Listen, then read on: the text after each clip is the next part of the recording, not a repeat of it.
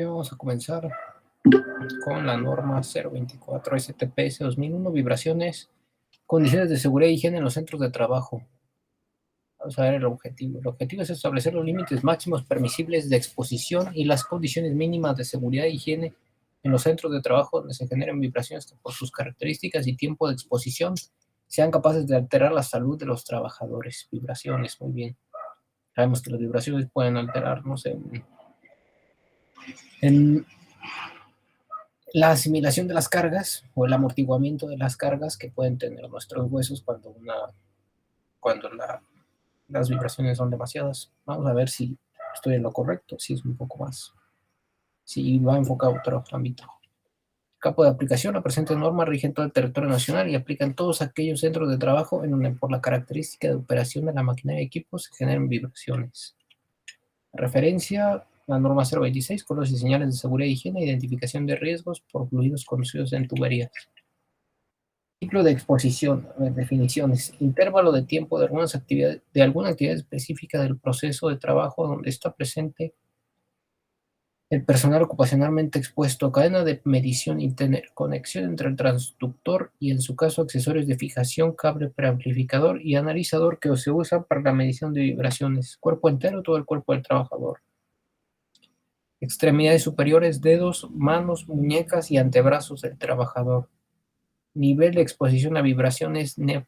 Aceleración promedio de las vibraciones, referida al tiempo de exposición. Personal ocupacionalmente expuesto, POE. Sistema basicéntrico de coordenadas, 3 direcciones mutuamente ortogonales que tienen su origen en el área de contacto entre la mano y la superficie que vibra. Sistema biodinámico de coordenadas, 3 direcciones mutuamente ortogonales en un punto próximo al lugar en el que la vibración penetra en la mano. Vibraciones, movimientos periódicos o oscilatorios de un cuerpo rígido o elástico desde una posición de equilibrio. Vibraciones en cuerpo entero, un fenómeno físico que se manifiesta por la transmisión de energía mecánica por vía sólida en el intervalo de frecuencia desde 1 hasta 80 Hz. Vibraciones en extremidades superiores, fenómeno físico que se manifiesta por la transmisión de energía mecánica por vía sólida. ¿Cuáles son las obligaciones del patrón? Mostrar a la autoridad de trabajo, cuando así lo solicite, los documentos que la presente norma le obligue a elaborar. Informar a todos los trabajadores sobre las posibles alteraciones a la salud por las exposiciones a vibración. Vigilar que no se rebasen los límites máximos permisibles. Elaborar y mantener vigente el programa para la prevención de alteraciones a la salud. Capacitar y adiestrar al POE anualmente en el programa para la prevención de alteraciones. Realizar la vigilancia a la salud del POE. No exponer a vibraciones a mujeres en estado de gestación. Obligaciones del POE: colaborar y cumplir con el programa para la prevención de alteraciones a la salud. Límites máximos permisibles de exposición a vibraciones en cuerpo entero. Cuando se conoce la frecuencia de un mecanismo que genera vibración y se relaciona con la aceleración en metros sobre segundo, ya sea en el eje de aceleración longitudinal AZ o en los ejes de aceleración transversal AX y Y, se obtiene el tiempo de exposición, que puede variar de 1 minuto a 24 horas. Los límites de exposición a vibraciones en el eje longitudinal AZ y en los ejes transversales AX y Y, esto lo tienen muy presente los torneros. Me imagino que más o menos saben por dónde va esto. Se muestran las curvas, en la gráfica 1 se muestran las curvas del tiempo de exposición a vibraciones por día en un intervalo de 1 a 80 Hz, de frecuencia en el eje longitudinal. En la gráfica 2 se muestra el tiempo de exposición por día para los ejes de aceleración transversal, límite de aceleración longitudinal como función de la frecuencia y del tiempo de exposición. Tiempo de exposición: 24 horas, 16, 8, 4, 2.5, 1, 25 minutos. Octava Hz, aquí tenemos hasta 80, ¿no? Frecuencia de 1 a 80 Hz, nada más hay que tener en consideración. Límite de aceleración longitudinal. Límite de aceleración longitudinal en metros sobre segundo al cuadrado. Límite de aceleración transversal como función de la frecuencia y del tiempo de exposición. En extremidades superiores, dependiendo del tiempo de exposición, se establecen los valores máximos permitidos de aceleración ponderada. Límites máximos de exposición en manos a vibraciones en direcciones XH, XYH y ZH. XYZ. Tiempo total de exposición diaria de vibraciones en horas: de 4 a 8 hasta 4. En valores cuadráticos medidos dominantes de la componente de las aceleraciones de frecuencia ponderada que no deben excederse. Normalmente uno de los ejes de vibración domina sobre los dos restantes. Si uno o más ejes de vibración sobrepasan la exposición total diaria, se han sobrepasado los valores de los límites máximos de exposición. Programa para la prevención de alteraciones a la salud. Este programa debe incluir los elementos siguientes y su correspondiente documentación: reconocimiento, evaluación, capacitación y adiestramiento, vigilancia a la salud, control. Reconocimiento consiste en recabar toda aquella información técnica y administrativa que permita seleccionar las áreas y puestos por evaluar, los procesos de trabajo en los cuales se encuentra el POE y el método apropiado para medir las vibraciones. La información que debe recabarse es la siguiente: plano de distribución del centro de trabajo, incluyendo la localización e identificación de la maquinaria y equipo que genere vibraciones, descripción de los procedimientos de operación de la maquinaria, herramientas, materiales usados y equipo del proceso, así como aquellas condiciones que pudieran alterar las características. Descripción de los puestos de trabajo del POE para determinar los ciclos de exposición, programas de mantenimiento de la maquinaria y equipo que generen vibraciones, número de POE por área y por proceso de trabajo, incluyendo el tiempo de exposición, identificación del tipo de exposición para determinar el método de evaluación. Del análisis de la información recabada del reconocimiento se establece el método de evaluación, el cual puede ser en cuerpo entero, en extremidades superiores. Evaluación. Condiciones para la evaluación. La evaluación de los NEP en una jornada laboral se debe realizar bajo condiciones normales de operación. La evaluación debe realizarse en cada uno de los diferentes ciclos de exposición del POE. La evaluación debe realizarse y registrarse al menos cada 2 años cuando se esté por debajo de los límites máximos. Procedimientos de evaluación de las vibraciones para cuerpo entero: instrumentación mínima requerida. Transductor de aceleración con respuesta lineal de 1 Hz, con un peso no mayor a 50 gramos y sensibilidad no menor a un mV sobre m sobre segundo cuadrado. Analizador con filtros en bandas de tercios de octava. Calibración de aceleración. Calibrador de aceleración. Se debe contar con los documentos de calibración de toda la instrumentación expedidos por un laboratorio acreditado y verificar periódicamente que dicha calibración se realice de conformidad con los procedimientos establecidos en la Ley Federal sobre Metrología. Calibración de campo. Se debe calibrar la cadena de medición por medio del calibrador de aceleración, de acuerdo a lo indicado en el manual del fabricante. Los puntos de medición deben localizarse en los planos de sustentación de los trabajadores. En cada punto de medición se deben localizar 3 ejes ortogonales de acuerdo con la figura 1, en los que se realizan las medidas continuas de la aceleración y se registran al menos durante 1 minuto. En cada una de las bandas de tercios de octava definidas en las tablas 1 y 2, a X, a Y, a Z son las direcciones de la aceleración de los ejes X, Y y Z. Eje X es la dirección de espalda a pecho. De espalda a pecho. Eje Y es la dirección del lado derecho al lado izquierdo. Y eje Z es la dirección de los pies o parte inferior a la cabeza. Se debe realizar un análisis espectral en bandas de tercios de octava. Para extremidades superiores, instrumentación mínima, transductor de aceleración con respuesta lineal desde 6.3 Hz. La otra era igual. No, la otra era de 1 Hz. Este es de 6. Analizador que cuente con filtros en banda de tercios de octava. Calibrador de aceleración. Se debe contar con los documentos de calibración de toda la instrumentación expedidos por un laboratorio acreditado. Calibración de campo. Se debe recalibrar la cadena de medición por medio del calibrador de aceleración. Los puntos de medición se deben localizar en las asas o manerales de las herramientas y equipo bajo estudio. En cada punto de medición se localizan 3 ejes ortogonales cercanos al punto de contacto de las vibraciones con la mano. Se debe realizar un análisis espectral en bandas de tercios de octava de 8 a 1600 Hz por cada eje y calcular el componente direccional de la aceleración ponderada, donde AK es el componente direccional de la aceleración ponderada, T es la duración de la exposición y KJ es la iésima frecuencia ponderada. Comparar el resultado de AK e interpretar con los límites establecidos. Registrar la temperatura del aire en el área donde el POE realiza el trabajo.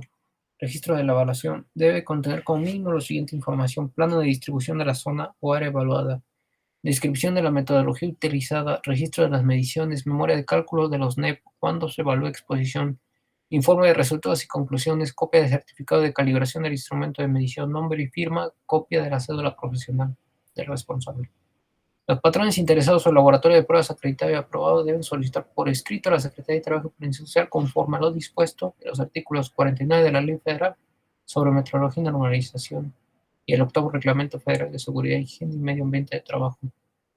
El procedimiento de evaluación alternativo debe incluir como mínimo la descripción detallada de los procedimientos técnicos, catálogos de la instrumentación y del funcionamiento, los certificados de calibración correspondiente.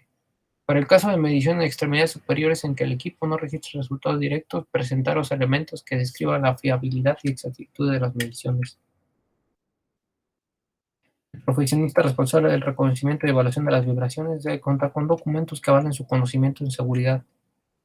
Capacitación y adiestramiento del PUE. El PUE debe ser capacitado acerca de características y ubicación de las fuentes emisoras de vibraciones, la vigilancia y efecto a la salud, los NEP, prácticas de trabajo seguras, medidas de control que deben incluir su uso, cuidado, mantenimiento y limitaciones, vigilancia a la salud del PUE. Se debe realizar la vigilancia a la salud del PUE según lo establezcan las normas oficiales mexicanas que al respecto emita la Secretaría de Salud. Se debe establecer por escrito un programa de vigilancia a la salud que incluya como mínimo la periodicidad de los exámenes médicos, historia clínica completa.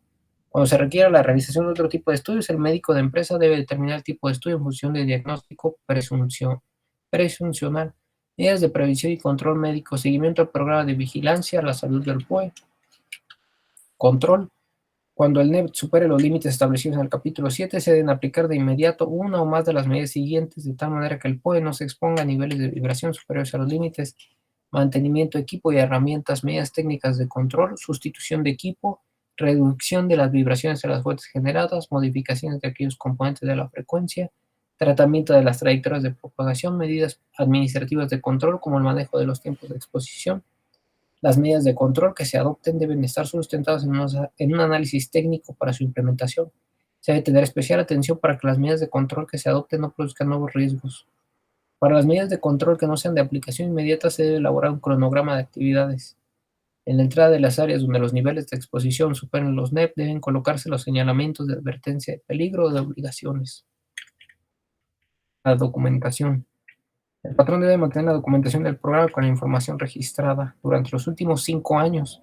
La documentación del programa debe contener lo siguiente: evaluación del nivel de exposición a vibraciones, programa de capacitación y adiestramiento para el PUE, vigilancia a la salud, medidas técnicas y administrativas del control adoptadas, y conclusiones. Unidad de verificación y laboratorios de prueba. El patrón puede contar para tener resultados con reconocimiento oficial una unidad de verificación. Puede contratar para tener resultados con reconocimiento oficial un laboratorio de pruebas. Las unidades de verificación y laboratorio de pruebas deben entregar al patrón sus dictámenes e informes, y para el dictamen se debe de contar con datos del centro de trabajo, nombre, domicilio social, datos de la unidad de verificación. Para el informe del laboratorio de pruebas, datos del centro de trabajo, datos del laboratorio de pruebas y la vigencia del informe.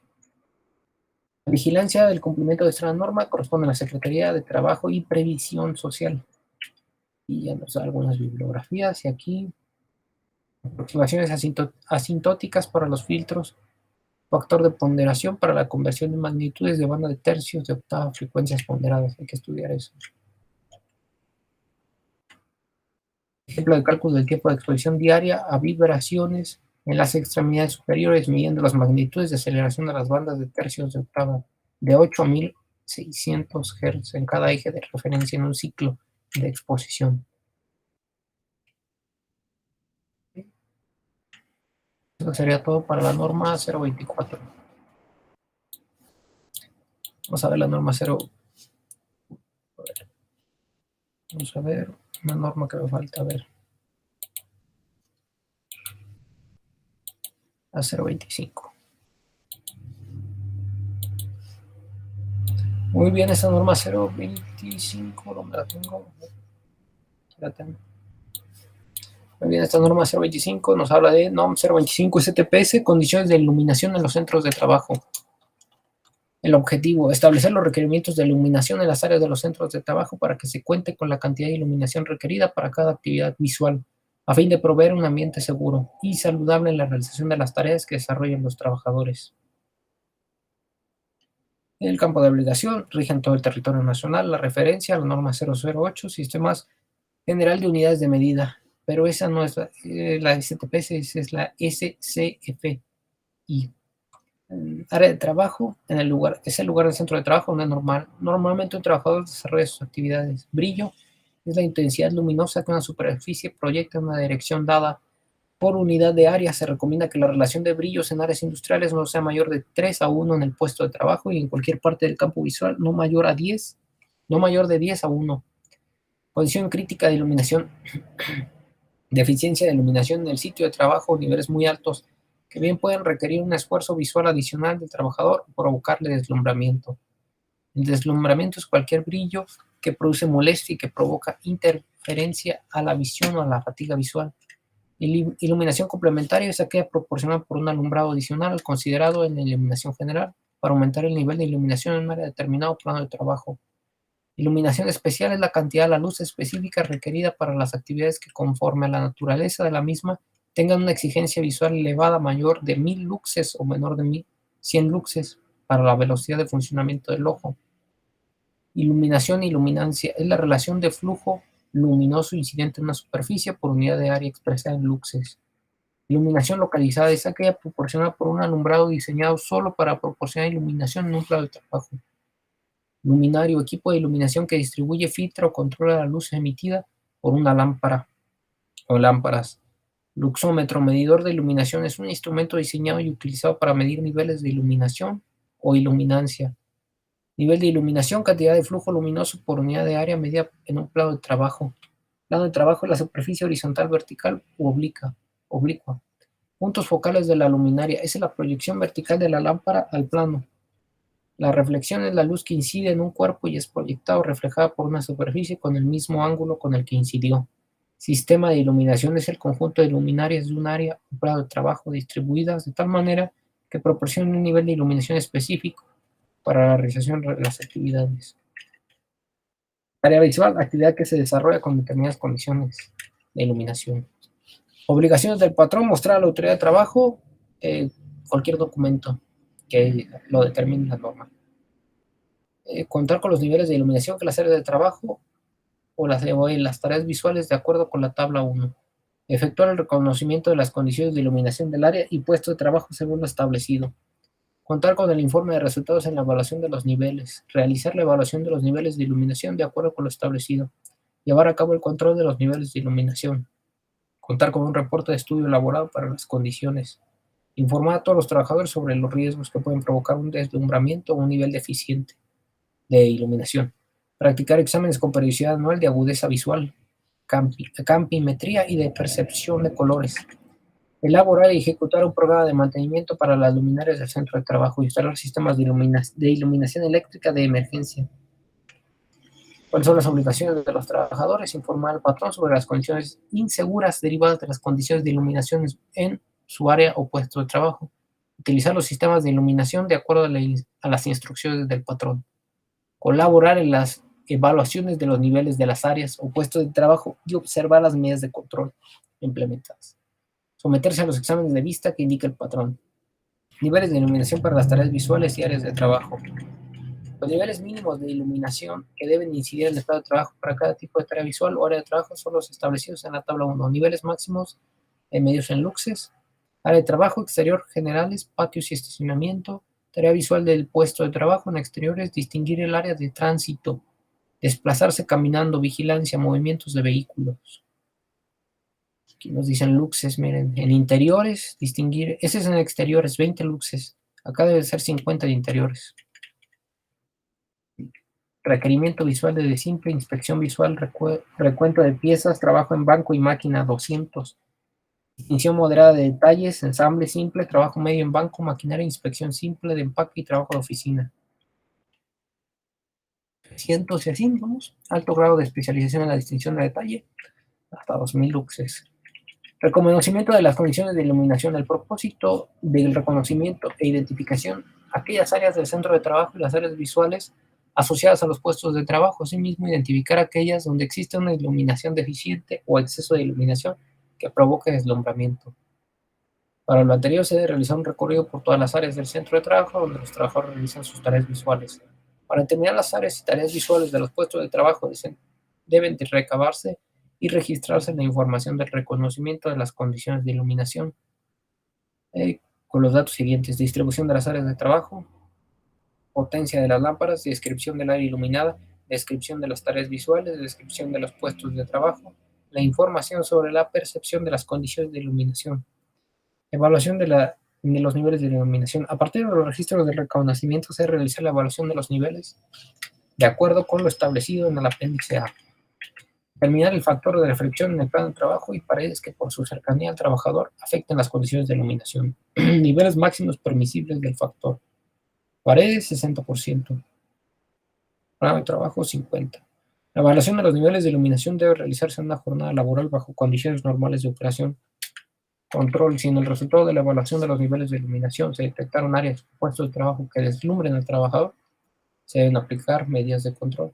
Si en el resultado se observa que los niveles en las áreas de trabajo, las tareas visuales están por debajo de los factores de reflexión, se deben adoptar las medidas de control necesarias.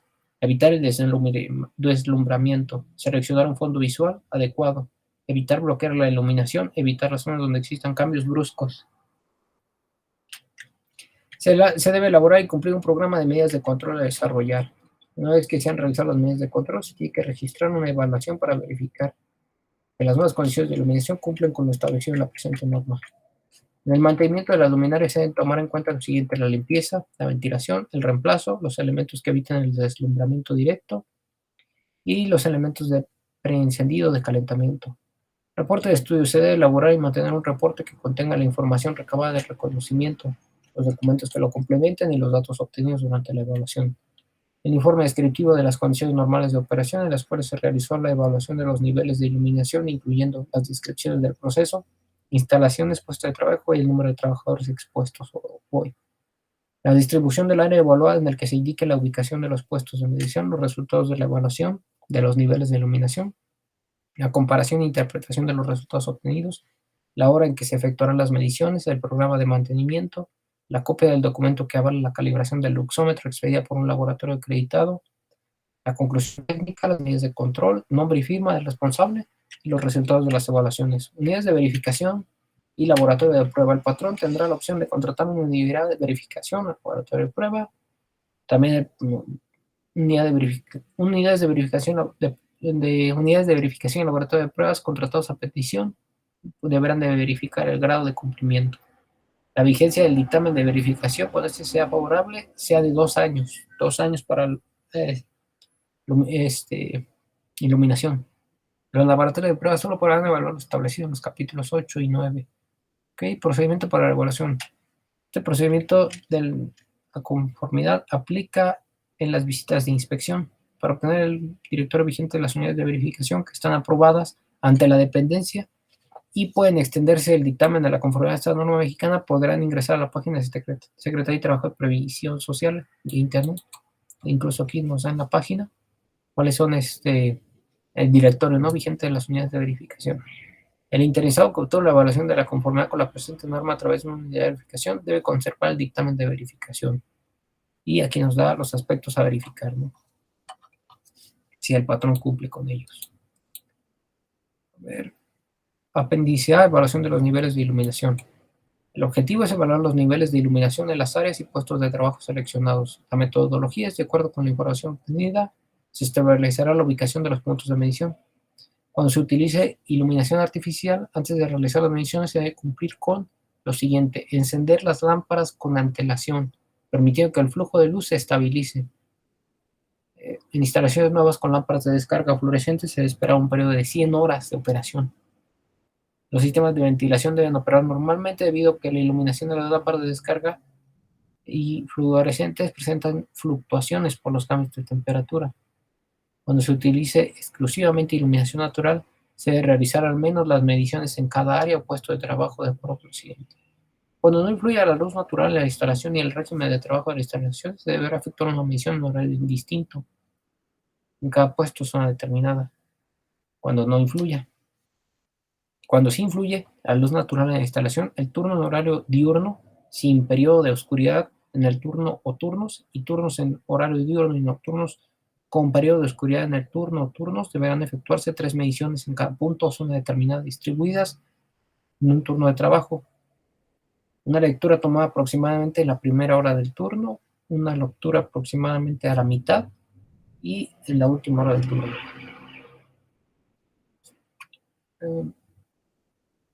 Ubicación de los puntos de medición. Los puntos de medición deben seleccionarse en función de las necesidades y características de cada centro de trabajo. Las áreas de trabajo se deben dividir en zonas del mismo tamaño, de acuerdo a lo establecido en la columna A, y realizar la medición en el lugar donde haya mayor concentración de trabajadores o en el centro geométrico de cada una de estas zonas. En caso de que los puntos de medición coincidan con los puntos focales de las luminarias, se debe considerar el número de zonas de evaluación de acuerdo a lo establecido en la columna B. Aquí nos dicen que columna índice de área, número mínimo de zonas a evaluar, número de zonas a considerar por la limitación. Y aquí nos da una pequeña fórmula. El valor del índice de área para establecer el número de zonas a evaluar está dado por la ecuación siguiente. Okay. En el puesto de trabajo se debe realizar al menos una medición en cada plano de trabajo, colocando el luxómetro tan cerca como sea posible del plano de trabajo. La instrumentación se debe usar un luxómetro que cuente con detector para medir iluminación, corrección cosenoidal, corrección de color, detector con una desviación máxima de más o menos 5%, exactitud de más o menos 5%. Se debe verificar el luxómetro antes y después de iniciar una evaluación conforme lo establece el fabricante. El luxómetro debe contar con el certificado de calibración de acuerdo a lo establecido en la Ley Federal de Metrología y Normalización. Debe asegurarse que se cumpla con el inciso D, ya que la calibración no implica el ajuste del instrumento y por tanto por sí solo no garantiza que realicen las mediciones con exactitud. Ok. O sea, se debe calcular la calibración y el ajuste del instrumento. Cuando el luxómetro tenga variaciones en la coincidencia de sus lecturas, se debe someter para su certificación al laboratorio. La forma de respaldar la veracidad del luxómetro será a través del registro de mediciones realizadas midiendo los niveles de iluminación que produce una lámpara incandescente, que únicamente será utilizada para este fin a distancias conocidas. El reporte de verificación debe contener la fecha de su realización, la intensidad de corriente a la que se operó la lámpara incandescente, las condiciones ambientales al momento de la verificación, las distancias a las cuales se midieron los niveles de iluminación y los valores de luminancia indicados por el instrumento para cada distancia. En caso de que el luxómetro haya sufrido una caída, se le dio uso rudo o estuvo expuesto a condiciones extremas de temperatura y humedad, se debe someter a una nueva verificación. La evaluación del factor de reflexión. Evaluar el factor de reflexión de la superficie en las áreas y puestos de trabajo seleccionadas. Metodología. Los puntos de medición deben ser los mismos que se establecen en el apéndice A. Cálculo del factor de reflexión de la superficie. Se efectuará una primera medición. La segunda medición se realizará con la fotocelda orientada en sentido contrario y apoyada a la superficie con el fin de medir la luz incandescente. La vigilancia al cumplimiento de la presente norma corresponde a la Secretaría de Trabajo y Previsión Social. Nos da una pequeña bibliografía y la Ley Federal sobre Metrología y Normalización. Es física general, que ley física general Semansky. Muy buen libro ese Semansky. Método para evaluar los niveles de iluminación. Método IES se utiliza para evaluar el nivel de iluminación promedio en el área de trabajo. El área sea regular y las luminarias se hallan simétricamente espaciadas. El área sea regular con una luminaria colocada simétricamente. El área sea regular con una fila de luminarias. El área sea regular con una o más lámparas continuas. El área es regular con una fila de luminarias continuas. El área es regular con un techo luminoso. Método de las constantes de salón. Determinación de la iluminación promedio. Aquí nos da, cuando se realicen mediciones con el propósito de verificar los valores correspondientes a una instalación nueva, se deben tomar las precauciones necesarias para que las evaluaciones se lleven a cabo en condiciones apropiadas. Y eso es todo. Hasta aquí. Hasta aquí mi reporte. Nos vemos en el trabajo.